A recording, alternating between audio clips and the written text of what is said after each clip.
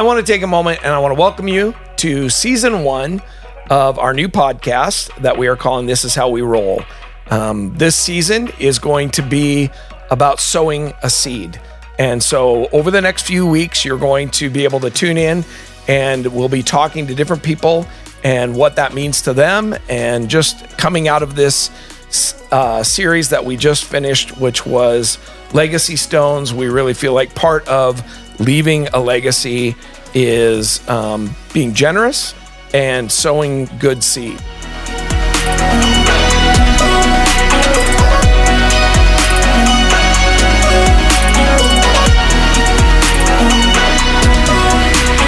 It would be good to have our first episode be with my beautiful wife, Shannon, as we talked in this series that we just came out of a little bit about the beginnings of the church. And so I thought maybe it would be interesting for people to hear maybe some of your perspectives as we had started River of Life. And I know obviously I shared lots of stories. Yeah. So I don't know if you have some stories that you want to talk about before we get into the actual... I'm sure there are. Okay. I'm just so happy to be here. You just love being filmed and recorded. I do. I know. So why don't you talk to me a little bit about, you've heard over the last few weekends some of the stories that probably were reminders to you of when we started the church. What sticks out to you specifically maybe about when we planted River? When we first planted River? Yeah.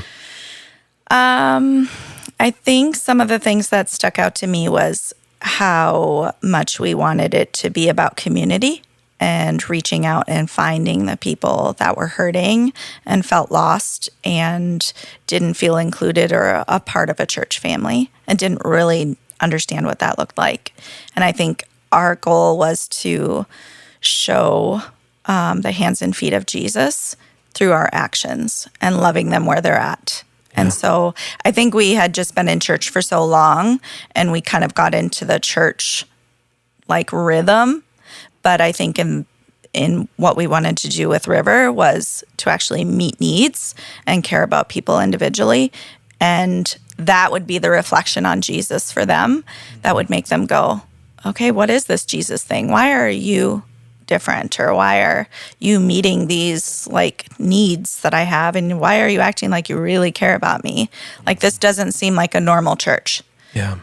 Or what is this Jesus thing that you have? Mm-hmm. And sometimes what I always appreciated that you would say is it's a long-term thing.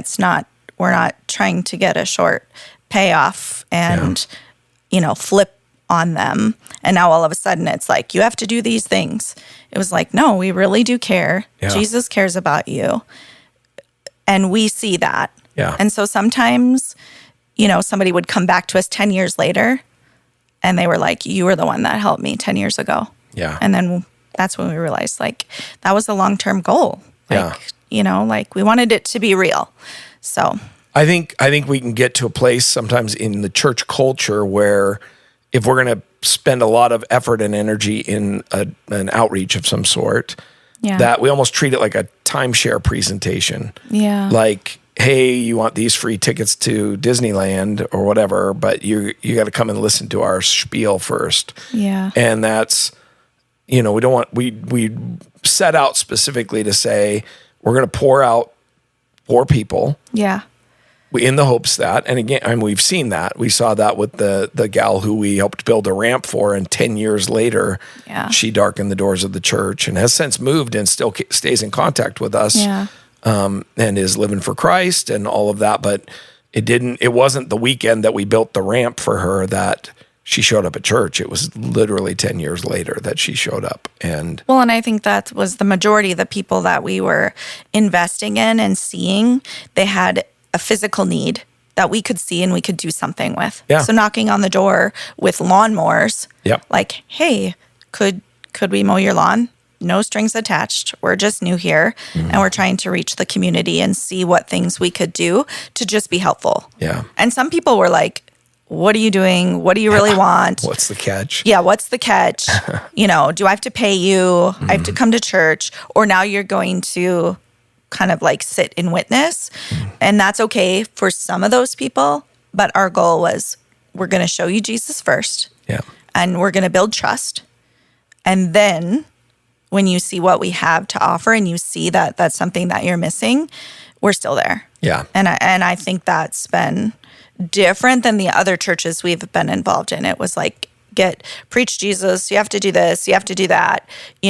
We weren't meeting needs, we weren't seeing people, it wasn't, I'm not that it was all fake or anything. It was just a different way that we realized over time. We wanted to be reaching people's hearts, and we wanted to get a hold of them, and we wanted them to truly see that Jesus cared and loved them, and so did we. Yeah. And it could be, mowing their lawn, helping them build a ramp, cleaning their house, or helping them move. Yeah. In the very beginning, we were moving people. We had a moving ministry. Yeah.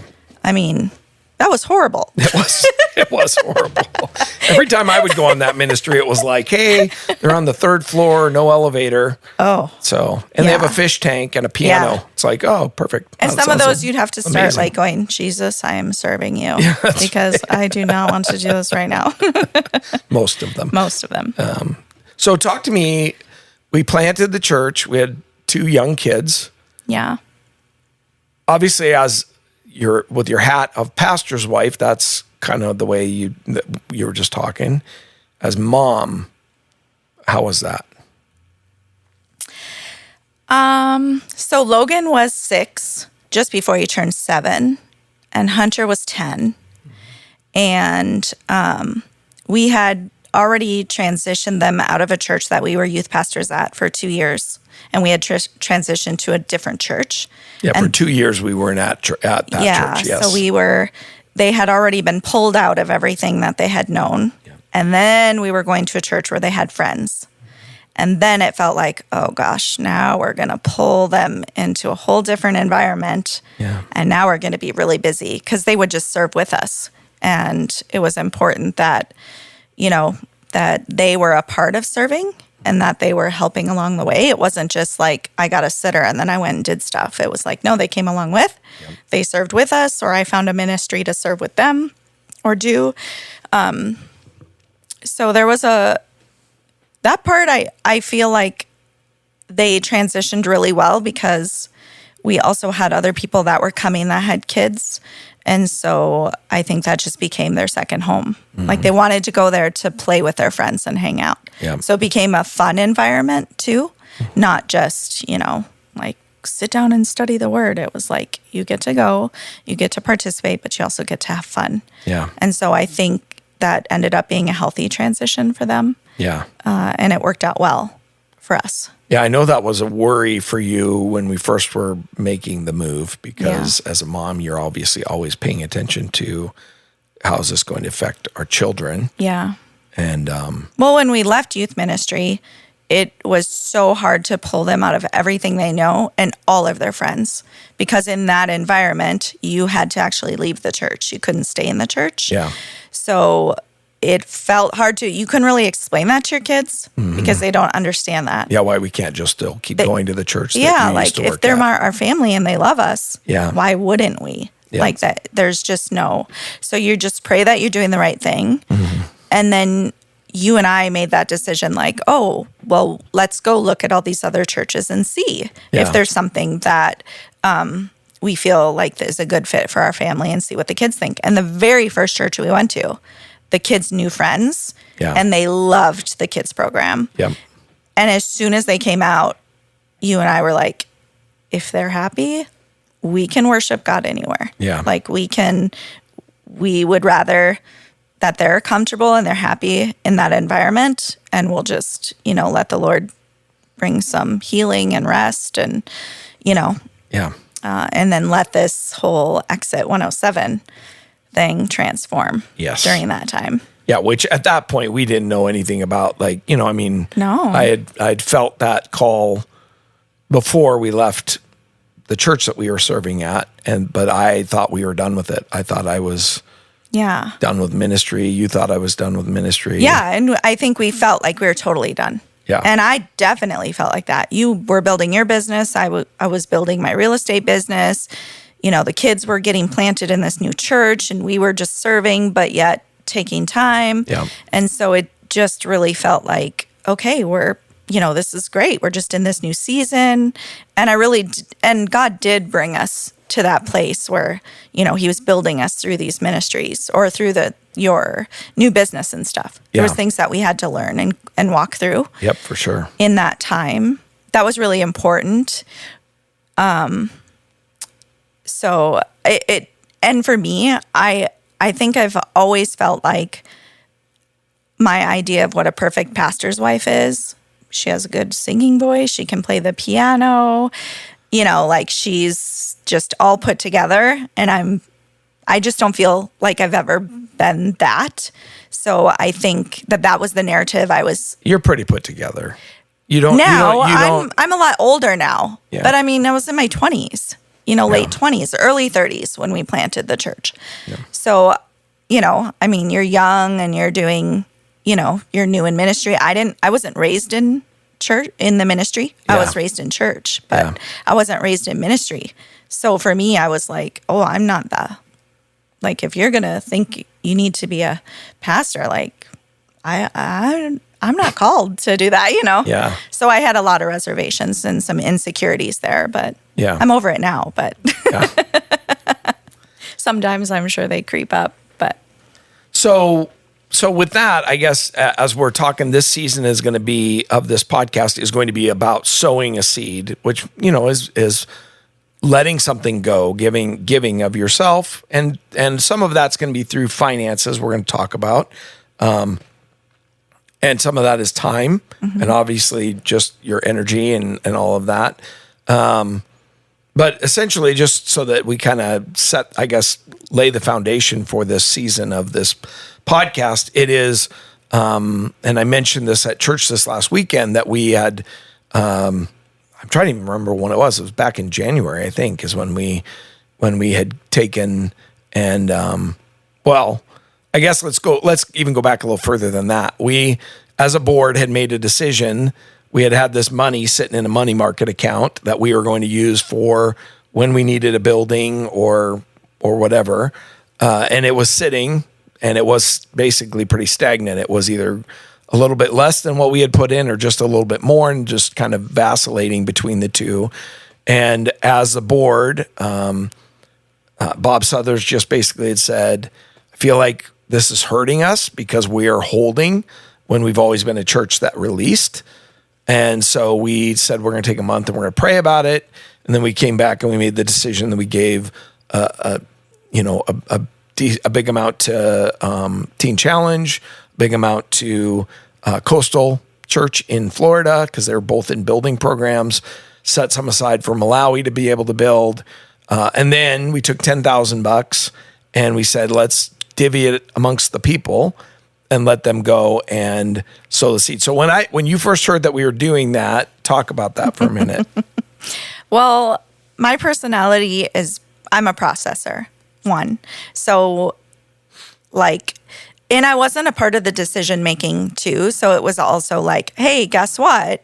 We have all this money. So I know that's not how you said it to me, but in this, that's how she heard it. That's how I heard it. My recollection is, guess what? We have all this money, which to me is security. And we're going to eventually buy land. Now we actually have a down payment. Like, how great is this? This is a great start for us. But what I heard is, hey, this money is just sitting in this account. We feel like we just need to get rid of it.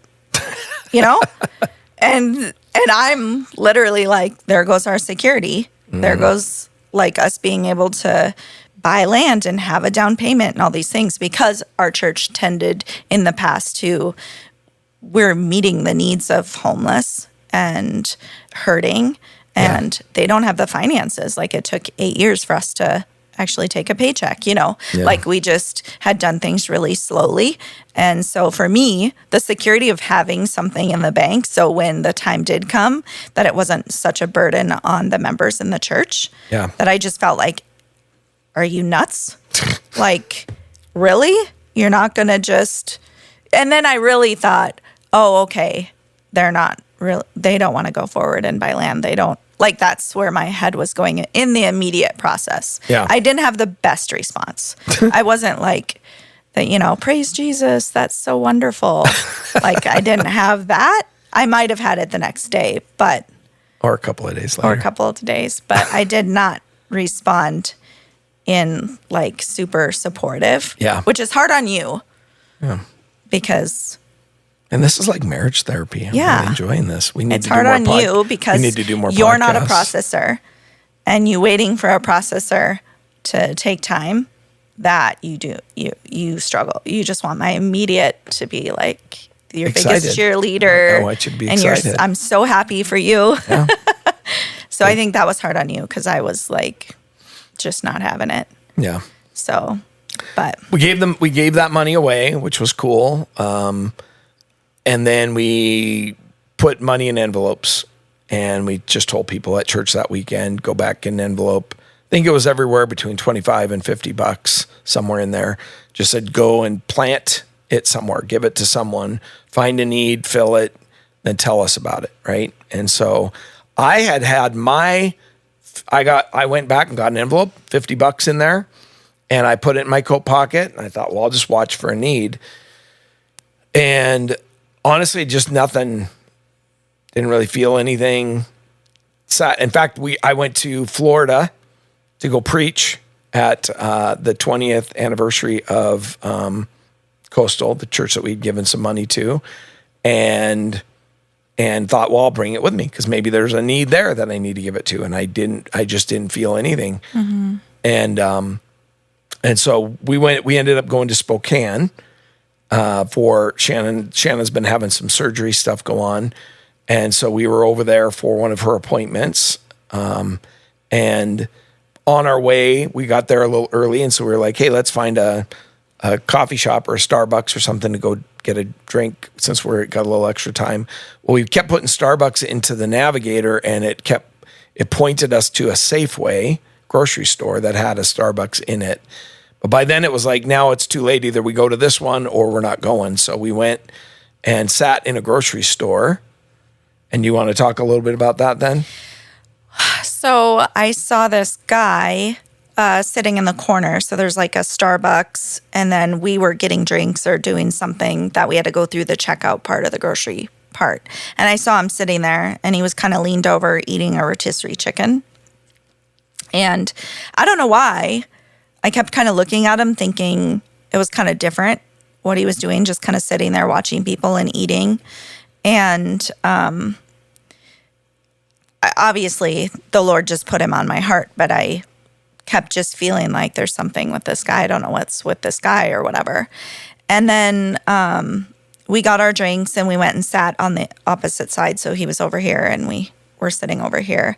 And I noticed that he had a big duffel bag, and then I noticed he was drinking whatever he was drinking. And he finished his food, and he went up to the Starbucks lady, and he was so kind. And he was just waiting. And he just said, ma'am, do you have any napkins? And she's, oh, yeah, it's over here. And I was watching him walk across, and the soles of his shoes were almost completely off. And he was walking. And he looked kind of normal except for that. And I was like, oh, my gosh. Like, it just dawned on me. This poor guy, he doesn't have shoes. Like his shoes, literally. And he's eating then it dawned on me, that's why he's eating a whole rotisserie chicken sitting here. Mm-hmm. And probably the only drink and food that he had was able to have.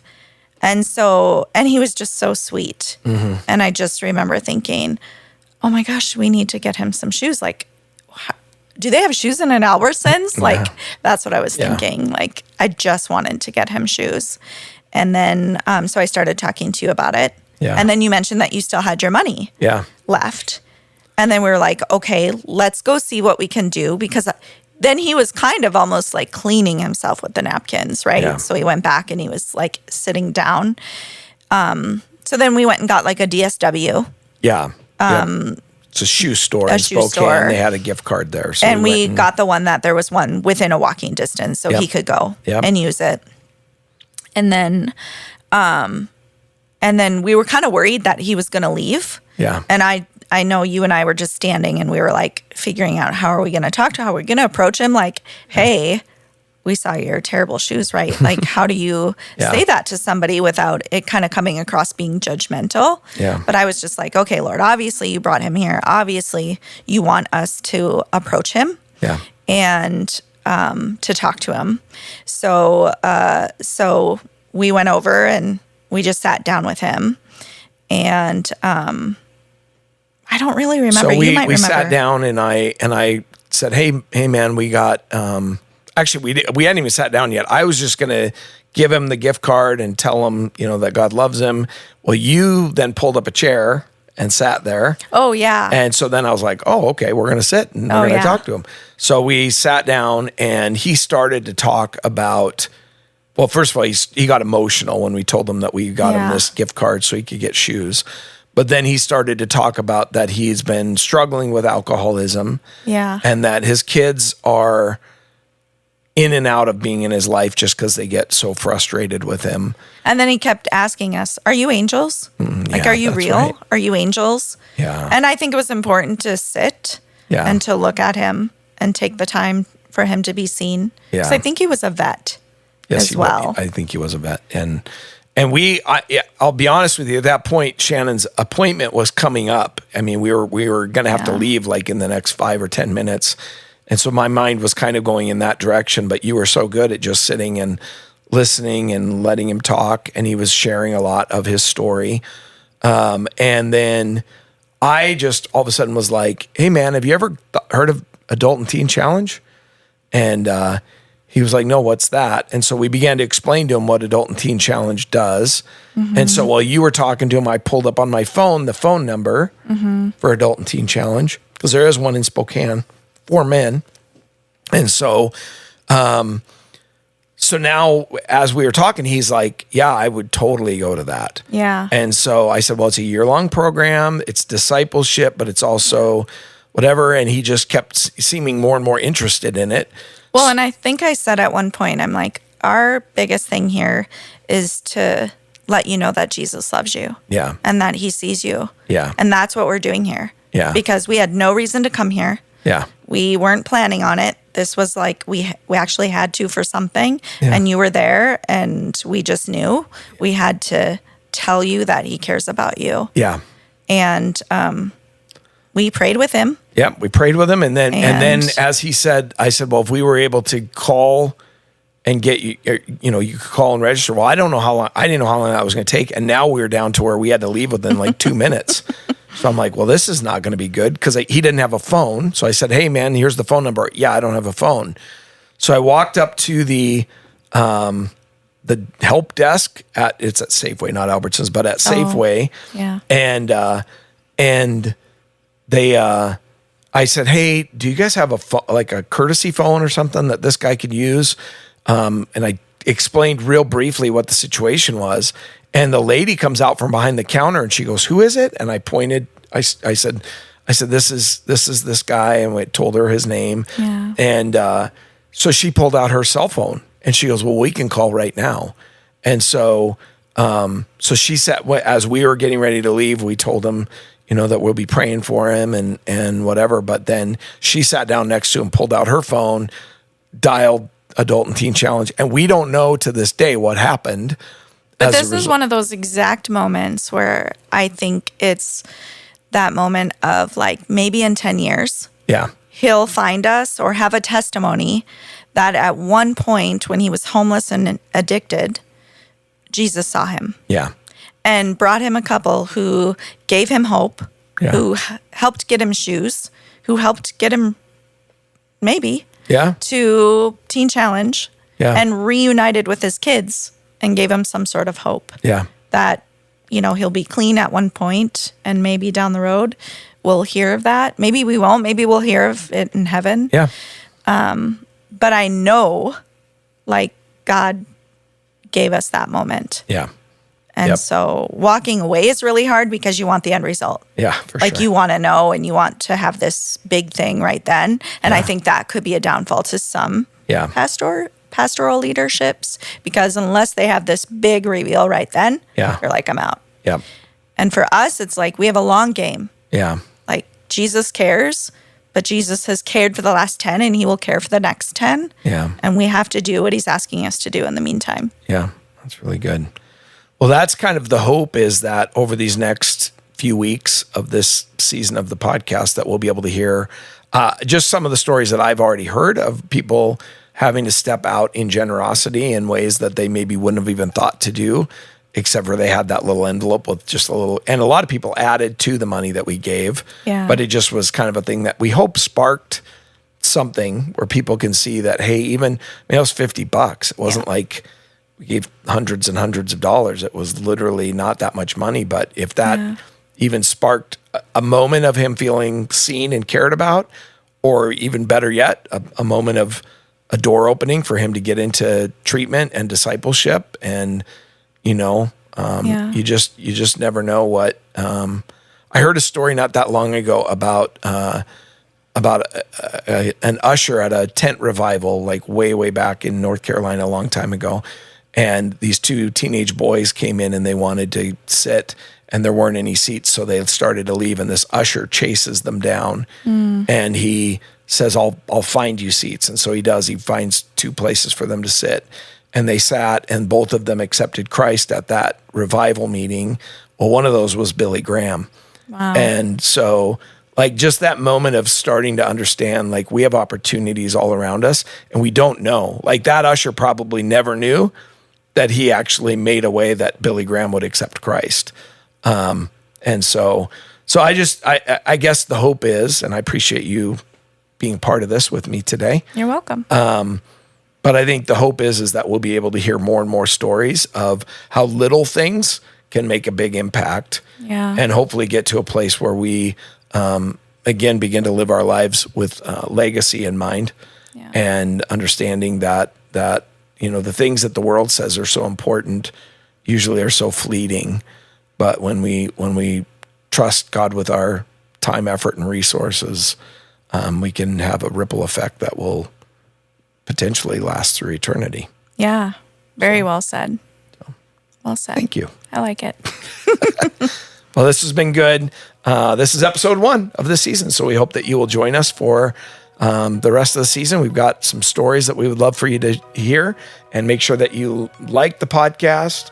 What did Logan used to say? Smash that like button. Smash that like button. Wow. When he did a YouTube thing for like 10 seconds, it was smash that like button. His big YouTube channel.